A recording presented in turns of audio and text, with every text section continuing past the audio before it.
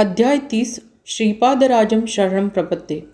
श्रीपाद श्रीवल्लभ महासंस्थान का निर्माण होगा, ऐसा श्रीपाद प्रभु ने ही कहा था। नाथ संप्रदाय के अनुसार जीव 64 शाबर तंत्रों का उपयोग करके परमेश्वर से तादात्म्य प्राप्त कर अपना उद्धार कर लेता है। नाथ संप्रदाय के प्रथम गुरु श्री दत्तात्रेय ही है।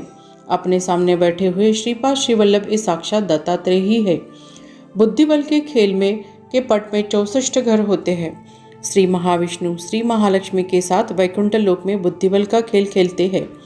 इसका गूढ़ार्थ ऐसा है कि 64 योनि में से स्थित अलग अलग जीवों के जीवन कलाप के कर्मफल और उनके परिणामित क्रिया से साक्षात दर्शन करके उनके कर्मफल के आधार पर उनके अनुग्रह करते हैं। दिव्य मानव होने के लिए आवश्यक योग्यता।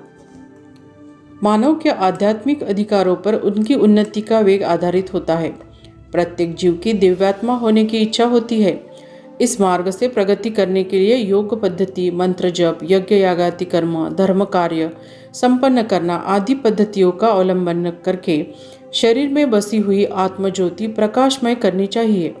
इस प्रकार नाड़ी शुद्धि आधारित होती है।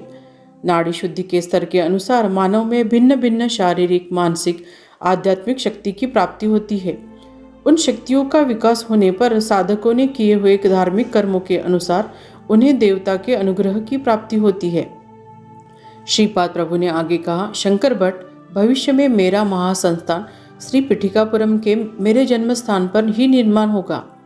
श्री पीठिकापुरम, श्यामलंबापुर तथा वायसपुर, अग्रहार, ये तीनों मिलकर एक महानगर होगा। मेरे देवस्थान का दर्शन करने आने वाले भक्तों की चींटियों के समान कतारें लगेगी। कलयुग में अनेक आश्चर्यपूर्वक घटनाएं घटेगी। वशिष्ठ मुनि का अंश लेकर जन्म लिया हुआ मेरा एक साधक श्रीपाद श्रीवल्लभ संस्थान के पुजारी के रूप में कार्यरत होगा। उसके साथ मैं कितनी दिव्य लीलाएं करूंगा, उसका कोई अंत ही नहीं है। क्षण क्षण में दिव्य लीला, दिव्य विनोद चलता ही रहेगा। इतना कहकर श्रीपाद प्रभु ने मंद हास्य किया। उसे देखने सहस्त्र जन्म भी कम होंगे। श्रीपाद श्रीवल्लभ प्रभु की जय। फलश्रुति, इस अध्याय के पठन या श्रवण करने से उज्जवल भविष्य की प्राप्ति होती है। समय के अभाव के कारण वो भगवान के ग्रंथ पढ़ने में असमर्थ है।